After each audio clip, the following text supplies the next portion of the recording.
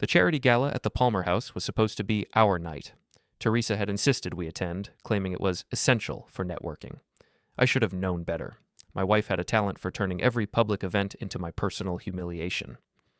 "Martin, darling, tell everyone about your latest deal," Teresa said, her voice dripping with false sweetness as she addressed our table of Chicago's social elite. The crystal chandelier cast harsh shadows across her perfectly made-up face. "Oh, wait, that's right. You haven't closed anything significant in months." Laughter rippled around the table, polite, uncomfortable laughter that made my stomach clench. I gripped my whiskey glass tighter, feeling the familiar burn of embarrassment creep up my neck. "Teresa," I said quietly, hoping to deflect her attention. "No, really, Martin. Share with everyone how you've been strategically positioning yourself in the commercial real estate market." She made air quotes with her manicured fingers, her wedding ring catching the light mockingly. "I'm sure they'd love to hear about your strategic Netflix marathons." More laughter, louder this time. I was Martin Hale, 48 years old, and according to my wife of 15 years, a complete failure. Teresa ran Pinnacle PR, a boutique agency that specialized in crisis management for wealthy clients. She never let me forget that her business was thriving while mine was, in her words, barely surviving. "Actually, I closed the Morrison building last week," I said, trying to keep my voice steady. "Oh yes, that tiny strip mall in Schaumburg," Teresa waved dismissively. "How much commission was that again? Enough to cover your golf membership?" The woman next to Teresa, Sasha Morrison, no relation to my client, nearly choked on her wine laughing. Sasha was Teresa's best friend and biggest enabler, a gossip columnist for Chicago Social who lived for moments like this. "Teresa, you're terrible," Sasha giggled. "Poor Martin. At least he's pretty to look at." "Pretty and lucky," Teresa agreed. "Lucky he married up." I stood abruptly, my chair scraping against the marble floor. The conversation at nearby tables paused as heads turned toward us. "Where are you going?" Teresa asked, her tone sharp with annoyance. "Getting some air," I muttered. "Typical," she called after me loud enough for half the ballroom to hear. "When things get real, Martin disappears." I walked through the hotel lobby, my face burning with shame. The doorman, an older black man named Tony, who worked our building downtown, gave me a sympathetic nod as I passed. "Rough night, Mr. Hale?" he asked quietly. "Something like that, Tony." "Mrs. Hale's got quite a mouth on her," he said, then quickly looked around to make sure no one had heard. "But between you and me, sir, karma has a way of evening things out." If only he knew. Earlier that day, I'd received a call from Harrison, Klein & Associates, a law firm I'd never heard of. The attorney, a crisp-voiced woman named Patricia Klein, had requested an urgent meeting regarding my grandfather's estate. "I'm sorry. There must be some mistake," I'd told her. "My grandfather passed away when I was 12. His estate was settled decades ago." "Mr. Hale, I'm referring to your paternal grandfather, Charles Hale. He passed away last month in Switzerland." I'd sat in stunned silence.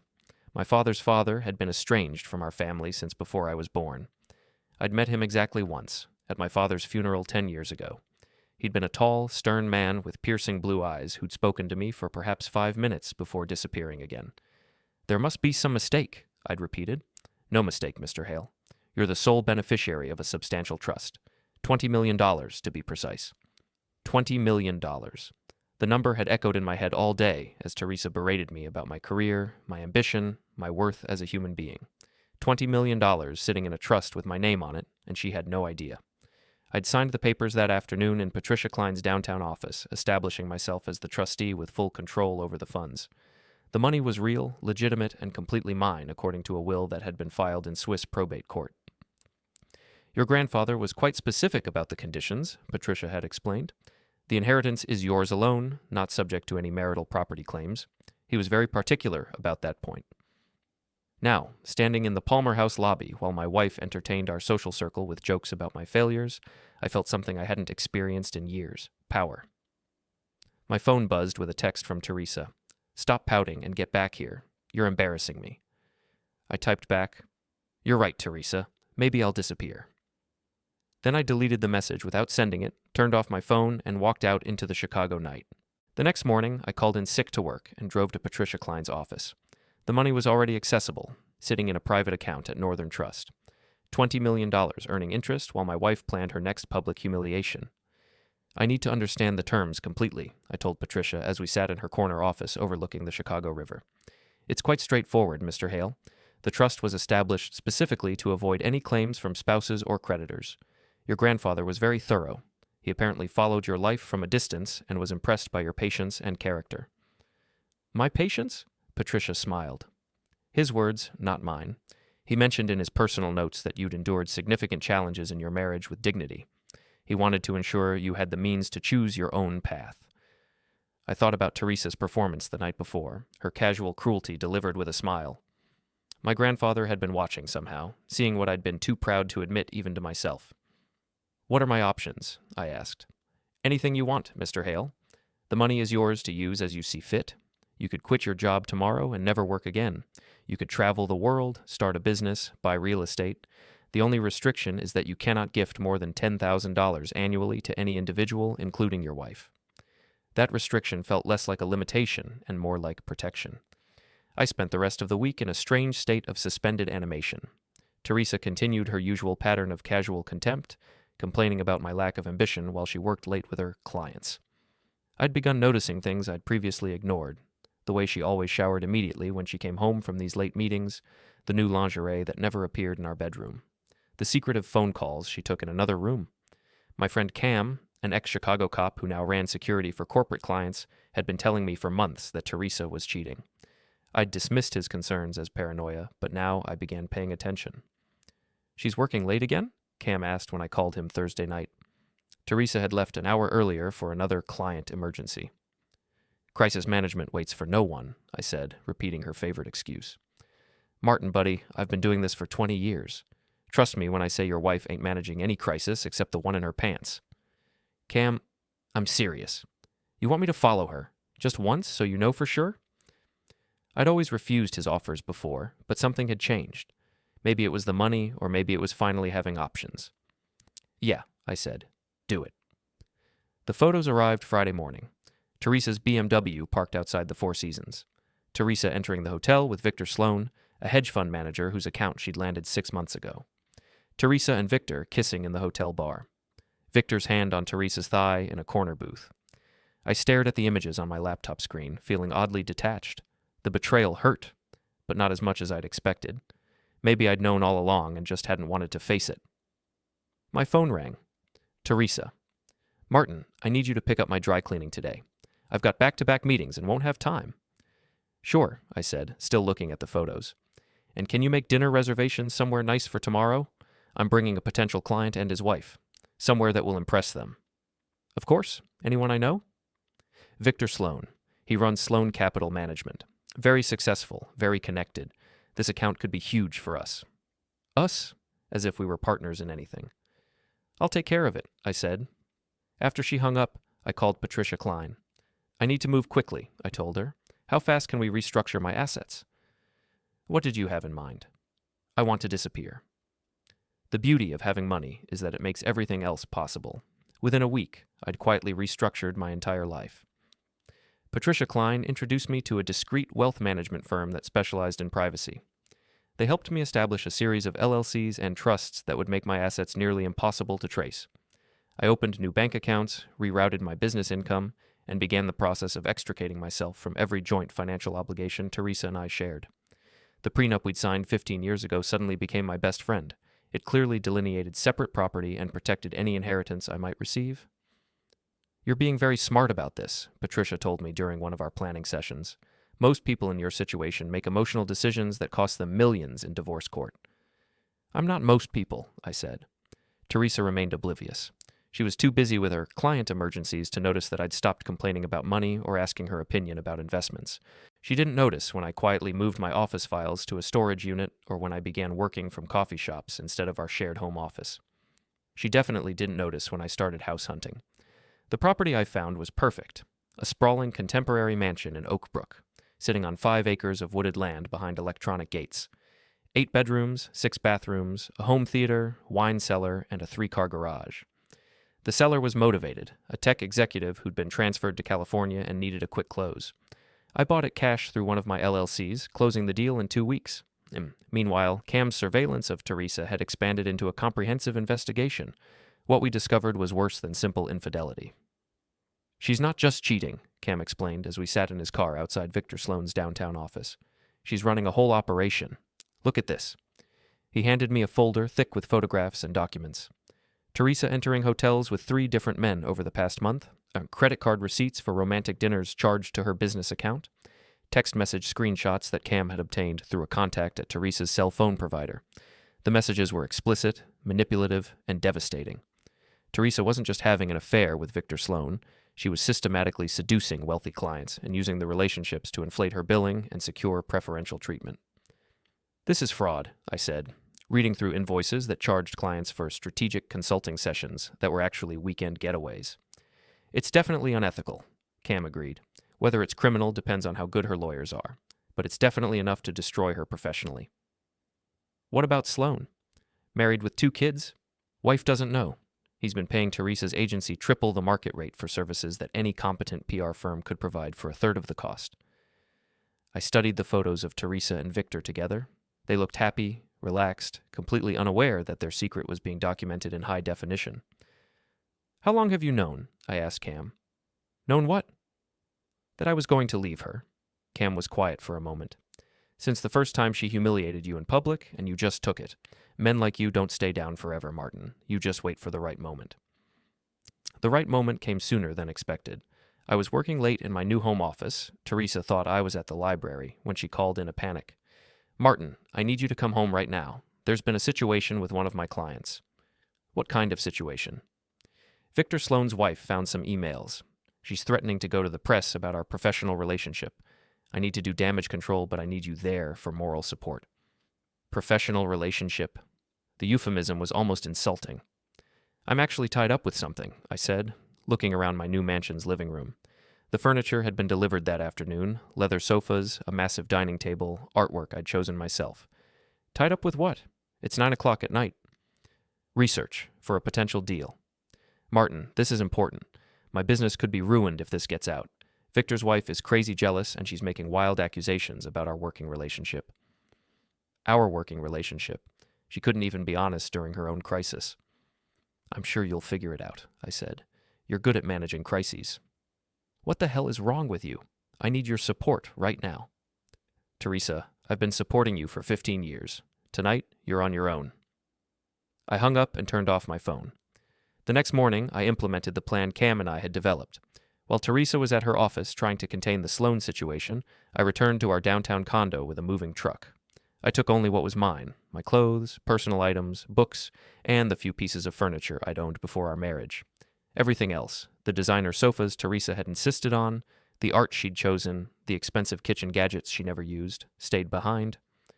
I left a single note on the kitchen counter. "You always wanted space. Here's all you can handle." Then I disappeared. The first call came 3 hours later, then another. By evening, Teresa had called 47 times and left 18 increasingly frantic voicemails. I listened to them all from my new living room, a glass of excellent bourbon in my hand. "Martin, where are you? Your office said you called in sick, but you're not at home. Call me back." "Martin, this isn't funny. I'm dealing with a crisis here, and I need you to come home." "Martin, I'm starting to worry. Please just call me back so I know you're okay." "Martin, I went by your office and they said you've been working remotely all week. What the hell is going on?" "Martin, I found your note. What do you mean I wanted space? We need to talk about this. Come home?" "Martin, it's been 6 hours. This is ridiculous. Whatever you're trying to prove, you've made your point. Come home." The messages grew more desperate as the night wore on. By the next morning, she'd discovered that I'd cleaned out our joint checking account. My contributions only, of course, but that represented 60% of their liquid assets. "Martin, what have you done? The bank says you withdrew everything. How am I supposed to pay the mortgage? Call me back right now." I didn't call back. Instead, I called Patricia Klein. "It's time for Phase 2, I told her. Phase 2 involved Teresa's clients. Over the past week, Cam and I had compiled a comprehensive file on Teresa's business practices: the overcharging, the fake invoices, the consulting sessions that were actually personal trips. We'd also documented her relationships with married clients and the preferential treatment they received. I didn't want to destroy Teresa's business out of spite. I wanted to destroy it because she'd built it on fraud and manipulation, and her clients deserved to know what they were paying for. The first call went to Margaret Chen, the CEO of a medical device company who'd been paying Teresa's agency $50,000 a month for reputation management. "Mrs. Chen, this is Martin Hale, Teresa Hale's husband. I think there are some things about your account that you should know." Mr. Hale, is everything all right? Teresa mentioned you'd been having some personal difficulties. I'm fine, Mrs. Chen, but I think you should take a look at some documents regarding your account. I emailed her the file. Invoices for services never rendered. Charges for emergency consultations that were actually Teresa's personal trips. A paper trail showing that Mrs. Chen's crisis management retainer had been used to fund Teresa's affair with Victor Sloan. Mrs. Chen called back an hour later. Mr. Hale, I'm terminating our contract with Pinnacle PR immediately. Thank you for bringing this to my attention.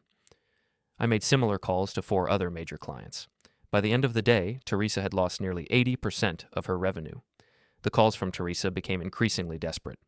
Martin, what have you done? Margaret Chen just fired us. She mentioned talking to you. What did you tell her? Martin, I know you're angry about something, but destroying my business isn't the answer. We can work through whatever this is. Martin, please, I'm begging you. I don't know what I did wrong, but I'm sorry. Just come home and we'll talk about it.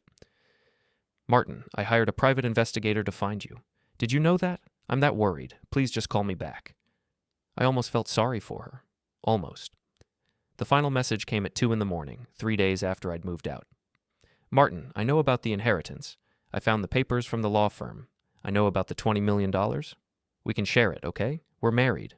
We're supposed to be partners. Just come home. She'd finally figured it out. Too little, too late. The next morning, I called her back for the first time in 4 days. Hello, Teresa. Martin, thank God. Where are you? I've been going crazy with worry. I'm fine. Better than fine, actually. Martin, we need to talk. I found the papers about your grandfather's inheritance. Why didn't you tell me? We could have celebrated together. When exactly would we have celebrated, Teresa? Between your client emergencies with Victor Sloan? Silence. I don't know what you're talking about, she said finally. I have photos, Teresa, hotel receipts, text messages. I know about all of it. Martin, you don't understand. Victor is a client. Sometimes the business requires you to sleep with married men and charge their companies for the privilege? It's not like that. Then what is it like, Teresa? Explain it to me.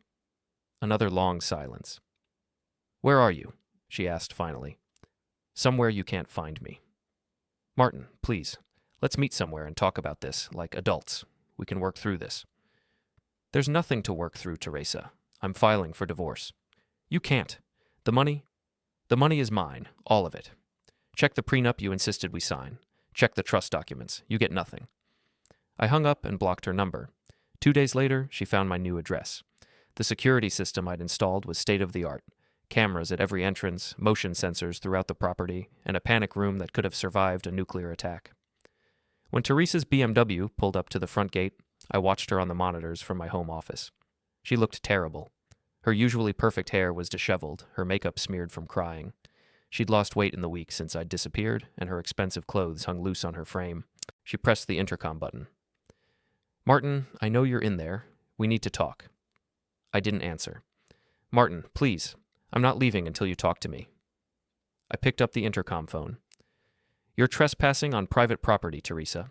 Leave now, or I'll call the police. This is insane.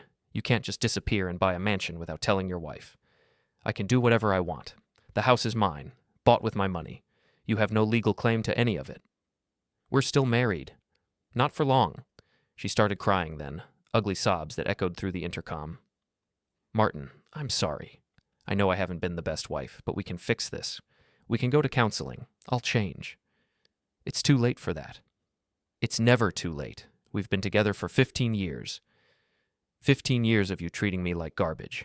15 years of public humiliation. 15 years of you cheating with your clients while I pretended not to notice. I never cheated. Victor Sloan, The Four Seasons, room 1247. Should I continue? The crying stopped abruptly. How do you? I know everything, Teresa. Every hotel, every lie, every fake invoice you charged to cover your affairs. I know about the other clients, too. David Morrison from the real estate firm, Jonathan Pierce from the investment group. Should I keep going? You had me followed. I had you investigated. There's a difference. She was quiet for a long moment. When she spoke again, her voice was different, harder. You think you're so smart, don't you? You think you can just take your inheritance money and run away from your responsibilities? What responsibilities? The responsibility to pretend I don't know you're a cheating fraud? The responsibility to smile while you humiliate me in public? I made you, Martin. Before me, you were nobody. I gave you connections, opportunities, a social life. You gave me 15 years of hell. Fine. You want to play hardball? I'll play hardball. I'm going to take you for everything you're worth. That inheritance might be protected, but your business isn't. Your reputation isn't. By the time I'm done with you, no one in Chicago will work with you. Go ahead, I said calmly. See how that works out for you. She slammed her hand against the intercom. You can't hide in there forever, Martin. Watch me. She stood at the gate for another hour, alternating between pleading and threatening. Finally, she got back in her BMW and drove away. I watched her taillights disappear down the tree-lined drive, feeling nothing but relief. The next few weeks passed in blissful solitude. I worked from my home office, managing my real estate clients remotely and exploring new investment opportunities with my inheritance. The money gave me freedom I'd never experienced. Freedom to be selective about clients, to turn down deals that didn't interest me, to work on my own terms. I hired a housekeeper, a landscaping service, and a personal trainer. I bought a new wardrobe, traded my aging sedan for a Tesla, and started eating at restaurants I'd never been able to afford. For the first time in years, I felt like myself. Teresa, meanwhile, was falling apart. Cam kept me updated on her situation through his network of contacts in the legal and business communities. Her client base had collapsed after word spread about her unethical practices. The few clients who remained were demanding refunds and threatening lawsuits. She'd been forced to let go of her entire staff and move her office to a shared workspace in a strip mall. She's been calling everyone we know, Cam reported during one of our weekly dinners. Trying to get people to take sides, convince them you've had some kind of breakdown? What are people saying? Most of them are staying out of it. But the ones who know you both well? They're not surprised. Everyone's seen how she treated you over the years. And Victor Sloan? His wife filed for divorce, took the kids, and moved back to Boston. He's been trying to distance himself from the whole situation, but it's too late. Word's gotten around about the inflated contracts and the personal relationship. His hedge fund is hemorrhaging clients. I felt a twinge of satisfaction. Not guilt, satisfaction. These people had built their lives on lies and manipulation. They were simply facing the consequences of their choices. There's something else, Cam said. Teresa's been asking questions about your finances. She hired a forensic accountant to try to trace your assets. Let her look. Everything's been structured legally. She won't find anything she can touch. She might try to claim the inheritance as marital property. She can try. The trust documents are ironclad, and the prenup is crystal clear. Patricia Klein made sure of that. Still, I decided it was time to accelerate my timeline. The divorce papers were filed the following Monday. Patricia Klein had assembled a team of the best family law attorneys in Illinois, and they'd crafted a petition that was both comprehensive and devastating. We cited irreconcilable differences, adultery, and financial misconduct. We included detailed documentation of Teresa's affairs and business fraud. We demanded a complete accounting of her business assets and requested that the court investigate her tax filings for potential irregularities. Teresa's response was swift and vicious. She held a press conference outside the courthouse, claiming I'd abandoned our marriage and was trying to steal money that rightfully belonged to both of us. She painted herself as the victim of a vindictive husband who couldn't handle her success. Martin Hale is a bitter, jealous man who can't stand the fact that his wife built a successful business, she told the assembled reporters. Now that he's inherited money from a grandfather he barely knew, he thinks he can rewrite history and pretend our marriage never happened. The story made the local news and the gossip blogs. For 24 hours, I was painted as the villain in our marriage's collapse. Then Cam and I released our own information. The photos of Teresa and Victor Sloan appeared on 3 different gossip websites simultaneously. The fake invoices and fraudulent billing practices were leaked to the Chicago Tribune's business section. The text messages between Teresa and her various clients were posted on social media with the identifying information redacted, but the content clearly visible. By the end of the week, the narrative had completely flipped. Teresa went from victim to villain in the court of public opinion. Her press conference was rebroadcast with commentary about the evidence of her affairs. Business reporters started investigating her company's practices and discovered a pattern of ethical violations going back years. The final blow came when Sasha Morrison, Teresa's best friend and biggest supporter, published a tell-all column in Chicago Social. I've known Teresa Hale for 8 years, Sasha wrote. I've watched her humiliate her husband in public, cheat on him with multiple clients, and build her business on lies and manipulation. The woman I thought was my friend is actually a sociopathic narcissist who destroys everyone around her. Martin Hale deserves better, and frankly, so does Chicago. The column went viral. Within hours, it had been shared thousands of times on social media. Teresa's remaining clients fled. Her landlord evicted her from the shared workspace. Her reputation was completely destroyed. She called me that night from a number I didn't recognize. "You did this," she said without preamble. "You orchestrated all of it." "I didn't have to orchestrate anything, Teresa. I just stopped protecting you from the consequences of your own actions. You ruined my life. You ruined your own life. I just made sure people knew about it. I'll never forgive you for this. I don't want your forgiveness. I want you out of my life. This isn't over, Martin. I'll find a way to make you pay for what you've done. Good luck with that." I hung up and blocked the new number. 3 days later, she tried to break into my house. The security system detected Teresa's presence at 2:47 a.m. on a Tuesday night. She'd somehow made it past the front gate, probably climbed the fence in the wooded area along the eastern boundary, and was trying to jimmy the lock on my back door. I watched her on the security monitors from my bedroom, debating whether to call the police immediately or let her dig herself in deeper. She was clearly drunk, stumbling around my patio in heels and a cocktail dress, muttering to herself as she struggled with a credit card she was trying to use as a lockpick. My phone rang. The display showed unknown number. "Martin, I know you're watching me," Teresa slurred into the phone. "Your fancy cameras are everywhere. Let me in so we can talk like civilized people." "You're trespassing, Teresa. Leave now, or I'm calling the police." "I'm not leaving until you explain why you destroyed my life." "I didn't destroy anything. You did that all by yourself." "Bullshit!" she screamed, loud enough that the audio picked up her voice both through the phone and the external microphones. "You turned everyone against me. You leaked those photos. You ruined my business." "I exposed the truth. There's a difference." "The truth?" She laughed bitterly. "You want to talk about truth? Let's talk about how you hid $20 million from your wife. Let's talk about how you bought a mansion and didn't tell me. Let's talk about how you abandoned our marriage the second you got money." "I abandoned our marriage the second I realized what you really were." She threw something at the camera. It looked like her phone. The screen cracked, but the camera kept recording. "Let me in, Martin. We're still married. I have a right to be here." "Actually, you don't. This property was purchased after our separation with my separate funds. You have no legal claim to it whatsoever." "We'll see about that." I watched her stumble around to the front of the house, where she began pounding on the front door and ringing the doorbell repeatedly. The sound echoed through the house like a fire alarm. That's when I called the police. "I'd like to report a trespassing incident," I told the dispatcher calmly. "My estranged wife is on my property without permission, attempting to break in. She appears to be intoxicated." "Are you in any immediate danger, sir?" "No, she's outside and the house is secure. But she's been here for over an hour and won't leave." 2 squad cars arrived within 10 minutes. I watched through the monitors as the officers approached Teresa, who was now sitting on my front steps crying hysterically. "Ma'am, we need you to step away from the house," one of the officers said. "This is my husband's house," Teresa wailed. "I have a right to be here." "Do you live here, ma'am?" "No, but then you're trespassing. We need you to leave the property immediately." "You don't understand. He stole $20 million from me. He ruined my business. He destroyed my life."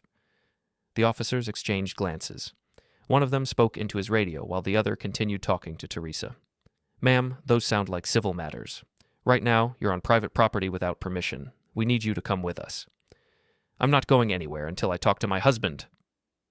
That's when she tried to push past the officers and run toward the house. They restrained her quickly and professionally, but she fought them, screaming obscenities and threats. "Martin, you coward! Come out here and face me. You can't hide in your mansion forever." They arrested her for trespassing, disorderly conduct, and resisting arrest. I watched them load her into the back of the squad car, still screaming my name. One of the officers rang my doorbell. I answered through the intercom. "Mr. Hale? Officer Rodriguez. Your wife has been arrested. We'll need you to come to the station tomorrow to file a formal complaint." "I'll be there." "Sir, has she done anything like this before?" "No, but our divorce proceedings have been contentious." "You might want to consider filing for a restraining order." "I will. Thank you, officers." I watched them drive away with Teresa, then poured myself a bourbon and sat in my living room, processing what had just happened. My wife of 15 years had just been arrested on my front lawn, drunk and desperate and completely out of control. I felt nothing but relief. The next morning, I filed for a restraining order and pressed charges for trespassing. Patricia Klein was waiting for me at the police station with additional paperwork. "This actually helps our case," she explained as we walked to her car. "It demonstrates a pattern of erratic and potentially dangerous behavior. The judge will be more likely to grant our requests for expedited proceedings." "How long until the divorce is final?" With this incident, probably 6 weeks. She can't contest the prenup, and the evidence of adultery makes everything else straightforward. And the restraining order?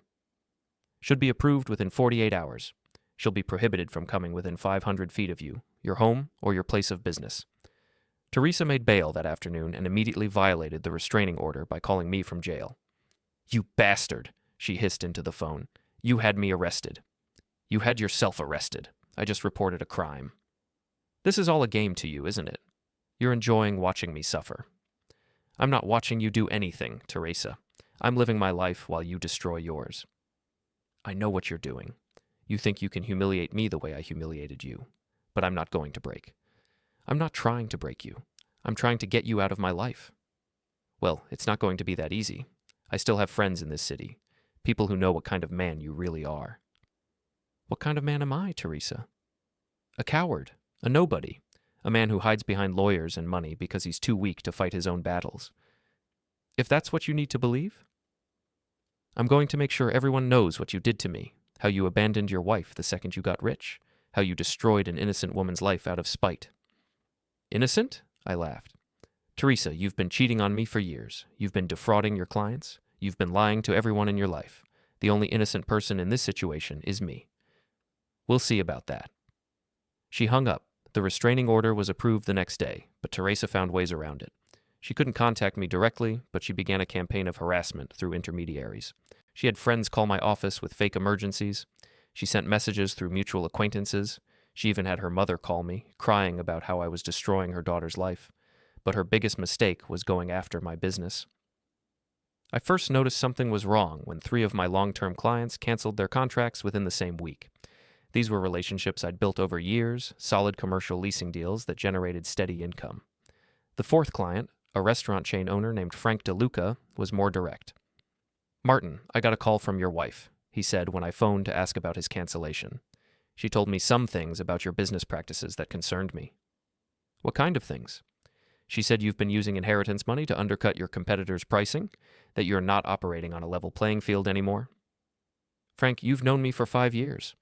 Have I ever done anything unethical?" "No, but she seemed to know a lot of details about your finances. She said you inherited $20 million and you're using it to subsidize your business while other brokers have to make a profit." "Frank, I've never used inheritance money in my business. Every deal I've made has been profitable on its own merits." "I don't know what to believe, Martin. This whole situation with your divorce. It's messy. I can't afford to get caught up in it." I lost 2 more clients that week. Teresa was systematically calling everyone in my professional network, spreading lies about my business practices and my character. It was time to fight back. Cam and I met at a sports bar in Lincoln Park to plan our response. He'd been monitoring Teresa's activities through his network of contacts, and the picture he painted was both pathetic and infuriating. "She's living in a studio apartment in Uptown," he reported, "spending most of her time at bars, drinking, and complaining about you to anyone who'll listen. She's got about 3 friends left, and they're getting tired of her victim act." "What about her business?" "Over. Completely ruined. She's got no clients, no office, no employees. She's been applying for jobs, but word's gotten around about her reputation. No PR firm in the city will touch her." "So why is she still trying to destroy my business?" "Because it's all she's got left. She can't hurt you personally. The restraining order prevents that. She can't touch your money. The trust and prenup prevent that. The only thing she can do is try to damage your professional reputation." "Then we need to make sure she can't do that either." Cam smiled. "What did you have in mind?" "I want to give her something else to worry about, something that will make her forget all about my business." "Such as?" "Victor Sloan." We'd been monitoring Victor's situation since his wife left him. His hedge fund was struggling, his reputation was damaged, but he was still operating. More importantly, he was still in contact with Teresa. "They're not sleeping together anymore," Cam explained. "But they talk regularly. He blames you for destroying his marriage, and she's been encouraging that narrative." "Perfect. 2 people who blame me for the consequences of their own actions." "What's the plan?" "We're going to give them exactly what they deserve." The plan was elegant in its simplicity. Victor Sloan drove a pristine 1967 Porsche 911 that he'd restored himself. It was his pride and joy, worth more than most people's houses. He parked it in the garage of his downtown condo building, but every Sunday morning he drove it to a coffee shop in Lincoln Park where he met with other classic car enthusiasts. Cam and I followed him the next Sunday, watching as he spent 2 hours showing off his car to admirers and bragging about its performance. When he went inside for coffee, we made our move. The beauty of the plan was that it wasn't illegal. We didn't damage his car or steal anything. We simply filled the exhaust pipe with cooked shrimp and sealed it with putty. Victor didn't discover the problem until he was halfway home. The smell was apparently indescribable. He pulled over immediately, but the damage was done. The shrimp had been cooked by the exhaust heat, and the odor had permeated the car's interior. Cam had positioned himself across the street to film Victor's reaction. The video of a grown man having a complete meltdown over his car was comedy gold. Victor screaming at the sky, kicking his tires, calling the police to report vandalism that wasn't actually vandalism. I posted the video anonymously to a classic car forum with the caption, "When you realize your wife left you because you're a cheating loser, and now even your car smells like your life choices." The video went viral within hours. Victor became a laughingstock in Chicago's financial community. The man who'd helped destroy my marriage was now a meme. But Teresa's reaction was even better. She called me that night, violating the restraining order again. "You think you're so clever," she said. "Humiliating Victor won't change what you did to me." "I don't know what you're talking about." "The car thing. Don't play dumb." "Teresa, I've been home all day. I have security footage to prove it." "You had someone else do it." "I had someone else do what? Fill a car with shrimp? Why would I waste my time on something so childish?" "Because you're a petty, vindictive little man who can't stand that other people were happy." "Other people? You mean you and Victor? The two people who destroyed their own lives with lies and cheating?" "We weren't hurting anyone." "You were hurting me, every day for years." "So this is your revenge? Destroying our lives?" "Teresa, I didn't destroy anything. You and Victor made choices. You chose to have an affair. You chose to defraud your clients. You chose to humiliate me in public. I just stopped enabling your behavior. You could have talked to me. We could have worked things out." "When? Between your client emergencies with Victor? During one of your public speeches about what a failure I am?" She was quiet for a moment. "I never meant to hurt you," she said finally. "Yes, you did. You meant to hurt me every single time. You enjoyed it." "That's not true." "It is true, and we both know it. The only difference now is that I have the power to stop you." "This isn't over, Martin." "Yes, it is." I hung up and called the police to report the restraining order violation. They arrested her again the next morning. The courtroom was packed for our divorce hearing. Word had spread through Chicago's social circles that the Hale divorce was going to be a spectacle, and apparently half the city wanted front row seats to watch Teresa's public destruction. I sat at the plaintiff's table with Patricia Klein and her team, reviewing our evidence one final time.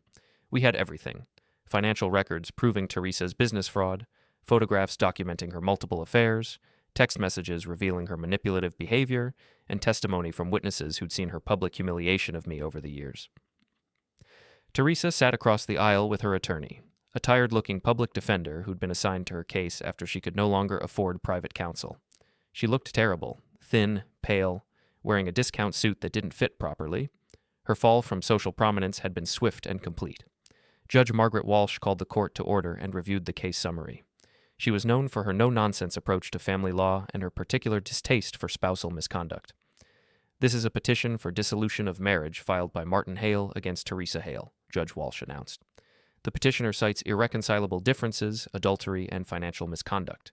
Mrs. Hale has filed a counter-petition claiming abandonment and seeking a portion of the petitioner's inheritance. We'll hear from the petitioner first.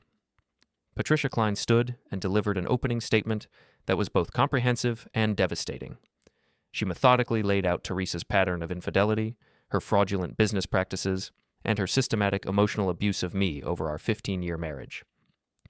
"Your Honor, the evidence will show that Mrs. Hale conducted multiple extramarital affairs with clients of her public relations firm, charging those clients inflated fees for services that were never rendered.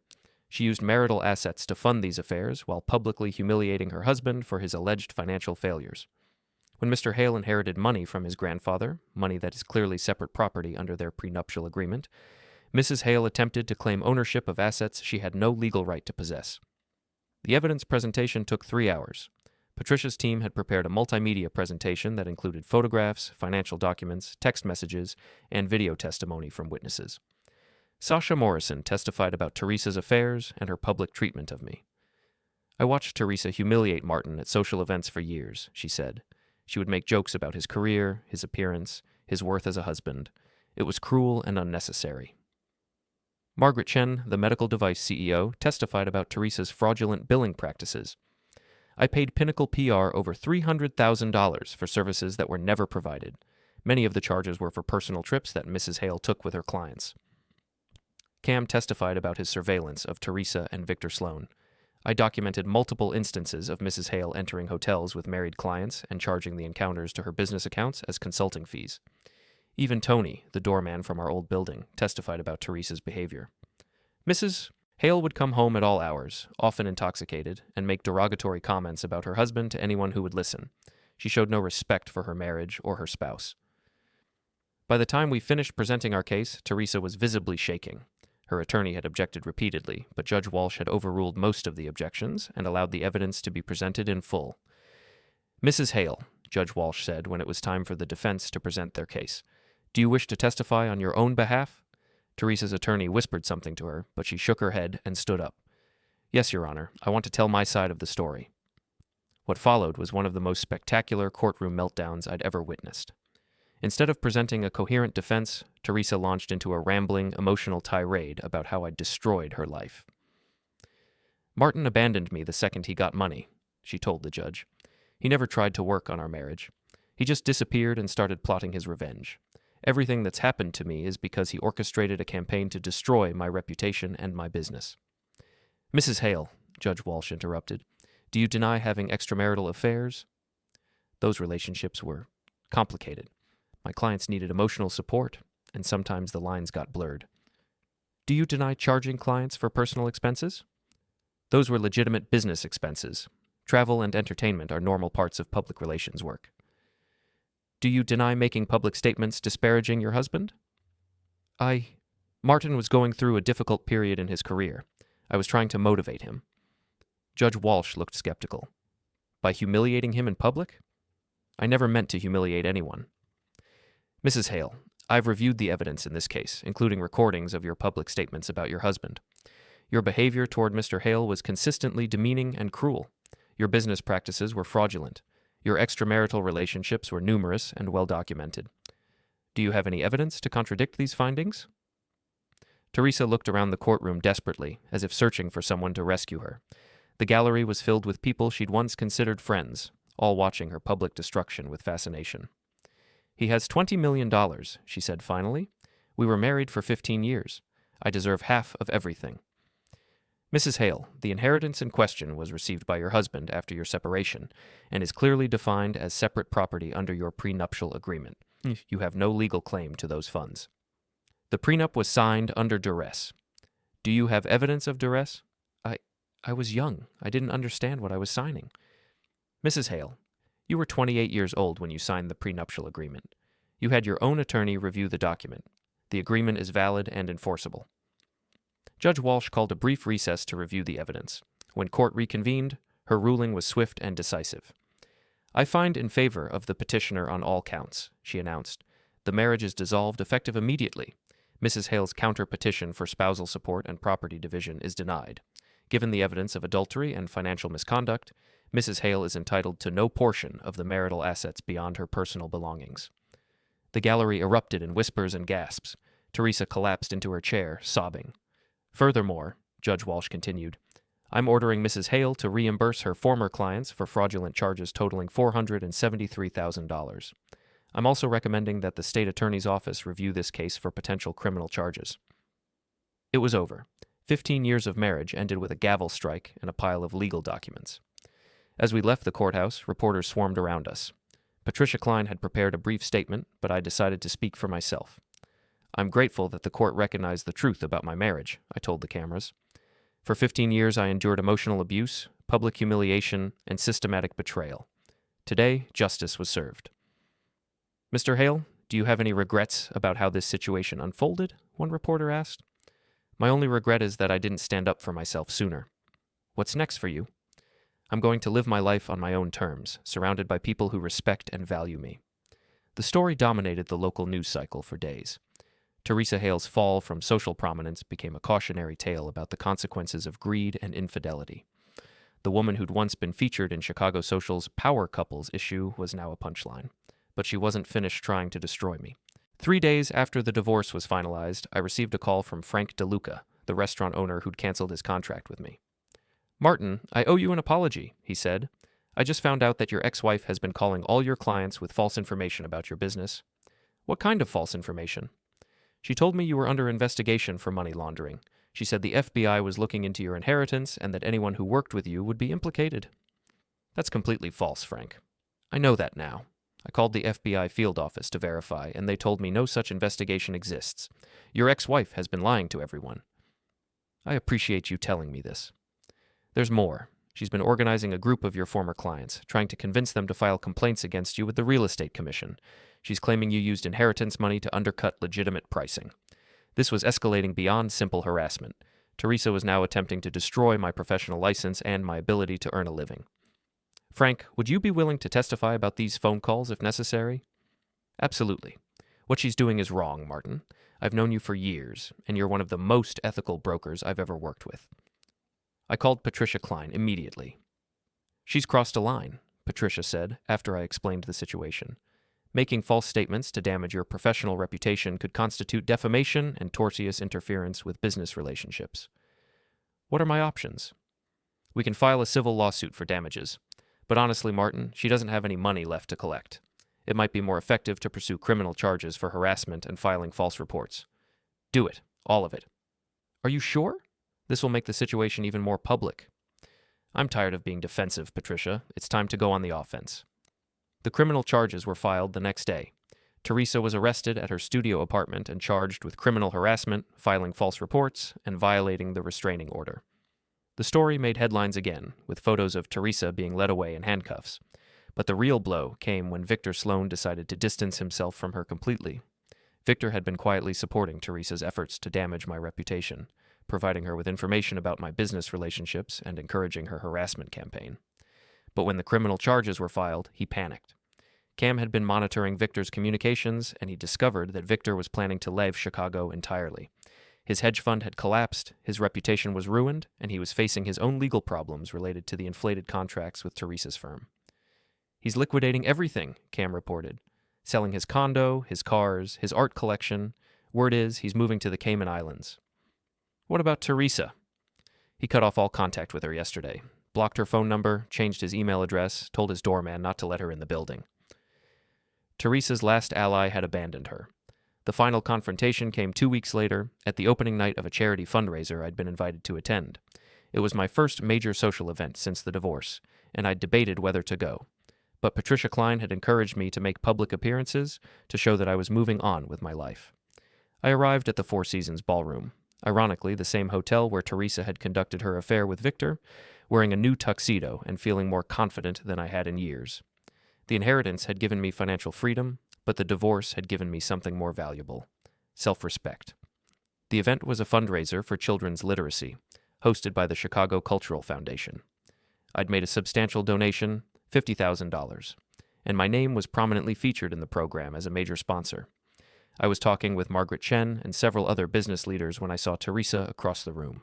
She looked even worse than she had in court.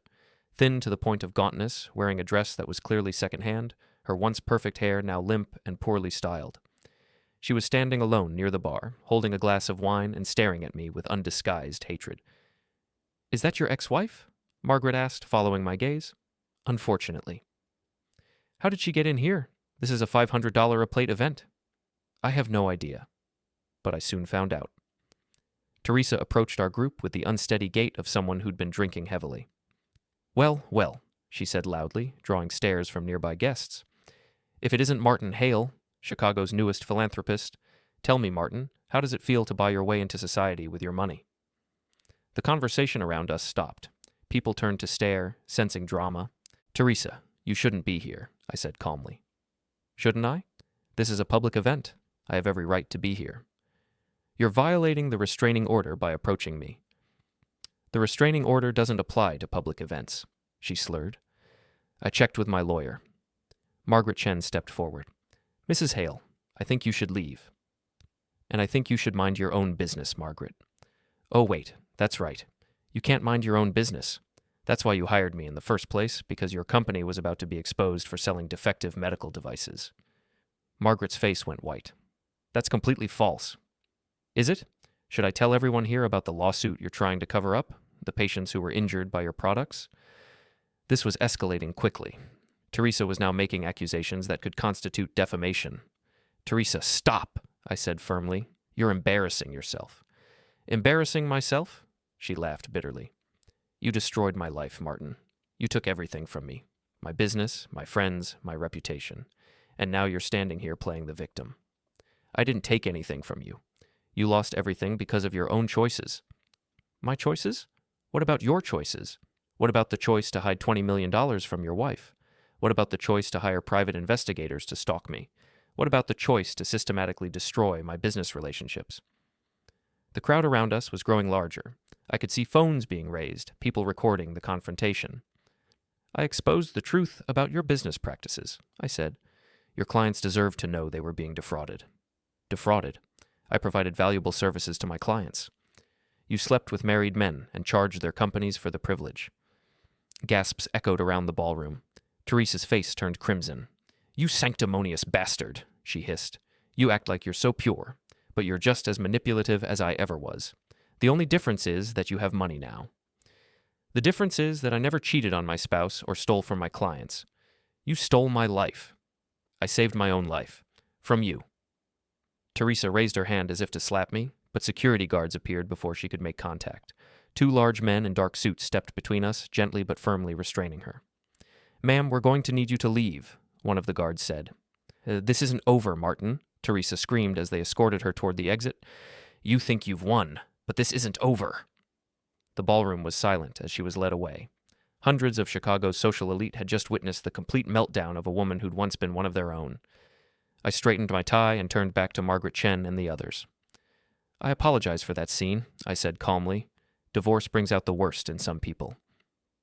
Don't apologize, Margaret said. You handled that with remarkable grace. The rest of the evening proceeded without incident. People approached me throughout the night to offer their support and share their own stories about Teresa's behavior over the years. It became clear that I hadn't been her only victim. She'd been manipulating and humiliating people for years. As I drove home that night, I felt a sense of closure I hadn't expected. Teresa's public meltdown had been the final chapter in our story.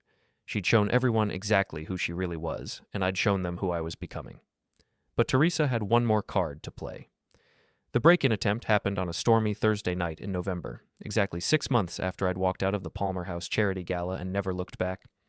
I was in my home office reviewing investment portfolios when the perimeter alarm sounded. The security system's voice echoed through the house. Breach detected at rear gate. Breach detected at rear gate. I pulled up the camera feeds on my computer screen. 2 figures were climbing over the fence in the wooded area behind my property. The infrared cameras clearly showed Teresa and Victor Sloan, both dressed in dark clothing and moving with the clumsy determination of desperate people. I watched them stumble through the trees toward my house, obviously drunk and clearly planning something stupid. Teresa was carrying what looked like a crowbar, while Victor had some kind of electronic device, probably a signal jammer he thought would disable my security system. They had no idea how sophisticated my setup actually was. I activated the house's defense protocols, a system I'd installed after Teresa's first break-in attempt. Motion-activated floodlights illuminated the entire backyard, while hidden speakers began broadcasting a warning message. You are trespassing on private property. This area is under surveillance. Leave immediately, or law enforcement will be contacted. Teresa and Victor froze in the sudden glare of the lights, looking around frantically for the cameras they couldn't see. Shit, Victor muttered, loud enough for the audio pickups to catch. He's got the whole place wired. I don't care, Teresa slurred. I'm not leaving until I get what I came for. What exactly did you come for, Teresa? I said through the external speaker system. They both jumped, spinning around to locate the source of my voice. Martin, Teresa screamed at the sky. Come out here and face me like a man. I'm comfortable where I am, thanks. You two, on the other hand, are about to be very uncomfortable. You're trespassing on private property, violating a restraining order, and apparently planning to commit burglary. We're not leaving, Victor called out, trying to sound more confident than he looked. We know you've been destroying our lives from your little fortress. It's time for payback. Payback for what? For facing the consequences of your own actions? You ruined everything, Teresa screamed, waving the crowbar wildly. My business, my reputation, my life. All because you couldn't handle being married to a successful woman. I couldn't handle being married to a lying, cheating fraud. There's a difference. I'm going to make you pay for what you did to us, Victor added, activating his signal jammer. Nothing happened. My security system operated on hardwired connections, not wireless signals. Victor, your wife left you because you were cheating on her with my wife. Your hedge fund collapsed because you were paying inflated fees for services you weren't receiving. Your reputation is ruined because you're an entitled narcissist who thought the rules didn't apply to you. None of that is my fault. You leaked those photos. You destroyed my marriage. I didn't leak anything. I simply stopped protecting you from the consequences of your choices. Teresa started walking toward the house, dragging the crowbar behind her. I'm done talking. I'm going to break into your precious mansion and take what's rightfully mine. And what exactly is rightfully yours, Teresa? Half of everything. We were married for 15 years. We were divorced 6 months ago. The court ruled you get nothing, remember? That was before I found out about your grandfather's real will. I paused. What are you talking about? I hired a private investigator, Martin. A real one, not some hack like your friend Cam. I know the truth about your inheritance. This was interesting. I activated the recording system to capture whatever delusion Teresa was about to share. Enlighten me, I said. Your grandfather didn't leave you $20 million because he admired your patience and character. He left it to you because he hated me, because he'd been watching us for years and wanted to give you the means to destroy our marriage. So? So the inheritance was specifically designed to break up our marriage. That makes it marital property used for an improper purpose. I can challenge the divorce settlement. I actually laughed. Teresa, even if that were true, which it isn't, it wouldn't change anything. The money is mine, regardless of my grandfather's motivations. We'll see about that. She raised the crowbar and swung it at my back door. The reinforced glass didn't even crack.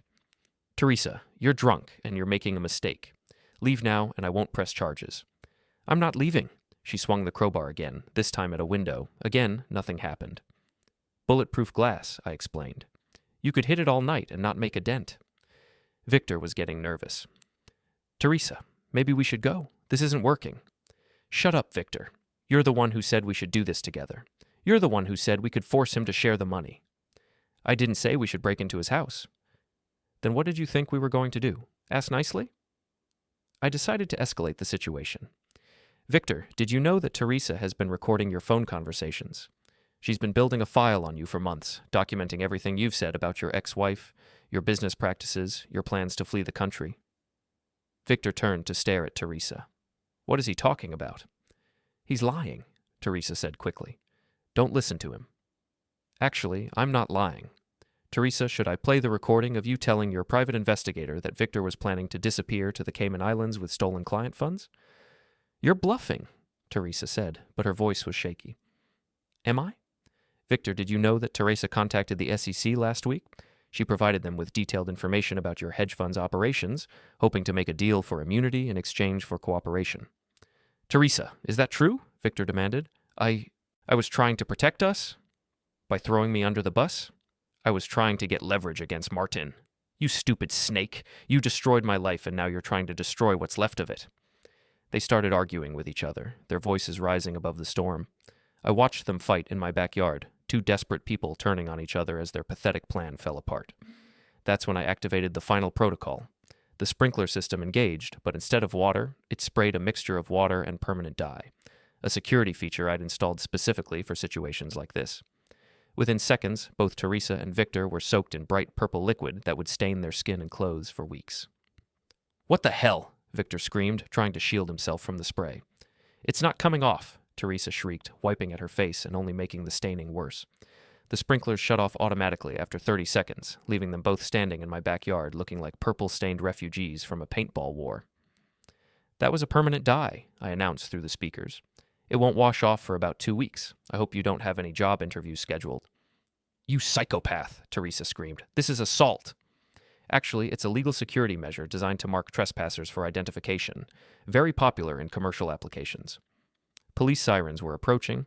I'd called 911 as soon as they'd breached my perimeter, and the response time in my neighborhood was excellent. I'd suggest you leave now, I said, unless you want to be arrested looking like that. But it was too late. 3 squad cars pulled into my driveway, their red and blue lights cutting through the storm. Officers surrounded Teresa and Victor, who were still arguing with each other and dripping purple dye onto my lawn. These are the trespassers? Officer Martinez asked through my intercom. Yes, sir. They've been on my property for about 20 minutes, attempting to break into my house. We can see that. Are you willing to press charges? Absolutely. I watched through the cameras as the officers arrested Teresa and Victor.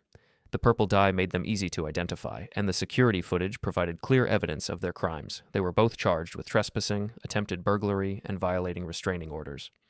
But the real victory came the next morning, when the arrest photos were leaked to the media. The images of Teresa and Victor, purple-stained and disheveled, being led away in handcuffs, became an instant sensation. The story went viral on social media, with people creating memes and jokes about the purple people eaters who tried to break into a mansion. The Chicago Tribune ran a front-page story about the incident, complete with a detailed timeline of Teresa's fall from social prominence. The headline read, "From Penthouse to Jailhouse, the complete collapse of Teresa Hale." Victor Sloan's remaining business relationships evaporated overnight. No one wanted to be associated with a man who'd been caught breaking into houses while covered in purple dye. He fled to the Cayman Islands within a week, just as I'd predicted. Teresa's situation was even worse. The arrest photos destroyed any remaining sympathy she might have had from former friends. She became a laughingstock, the subject of jokes and gossip throughout Chicago's social circles. But I wasn't finished with her yet. The civil lawsuit I'd filed for defamation and harassment went to trial 2 months later. Teresa couldn't afford an attorney, so she represented herself. The courtroom was packed with reporters and spectators who'd come to witness the final act of her public destruction. I took the stand and calmly recounted years of emotional abuse, public humiliation, and systematic betrayal. I presented evidence of Teresa's affairs, her business fraud, and her campaign to destroy my professional reputation after our divorce. Mrs. Hale spent 15 years treating me like I was worthless, I testified. She mocked my career, my appearance, my value as a human being. She cheated on me with multiple clients while charging their companies for the privilege. When I finally stood up for myself, she tried to destroy my business and my reputation out of spite. Teresa's cross-examination was a disaster. She rambled incoherently about conspiracies and revenge plots, making wild accusations that she couldn't substantiate. He planned this whole thing, she screamed at one point. He inherited that money specifically to destroy our marriage. He's been plotting against me for years. Mrs. Hale, the judge interrupted, do you have any evidence to support these claims? The timing was too convenient. Nobody inherits $20 million right when their marriage is falling apart. That's not evidence, Mrs. Hale. That's speculation. The jury deliberated for less than an hour before finding in my favor on all counts. They awarded me $2 million in damages, money Teresa didn't have and would never be able to pay. But the real victory wasn't the monetary award. It was the complete vindication of my actions and the final, definitive end to Teresa's ability to hurt me. As we left the courthouse, reporters swarmed around us. Teresa tried to make a statement, but her words were slurred and incoherent. She'd clearly been drinking before the trial. Mrs. Hale, do you have any regrets about your actions? One reporter asked. My only regret is marrying that vindictive bastard in the first place, she slurred. What's next for you? I'm going to appeal this verdict. I'm going to fight until everyone knows the truth about what he did to me. And what about the criminal charges pending against you? Teresa stumbled and nearly fell. A photographer captured the moment, creating another viral image of her public humiliation. I stepped to the microphone for my own statement. Today, justice was served, I said calmly.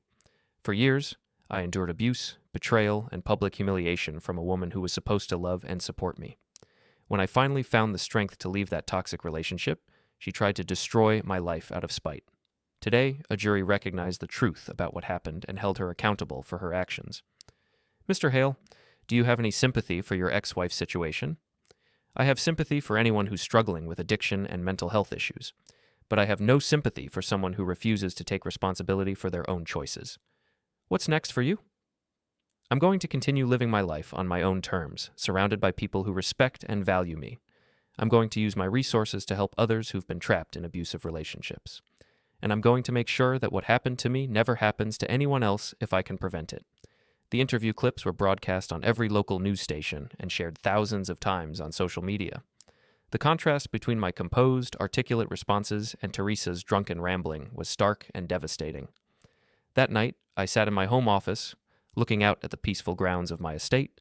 The storm that had raged during Teresa and Victor's break-in attempt had passed, leaving clear skies and calm air.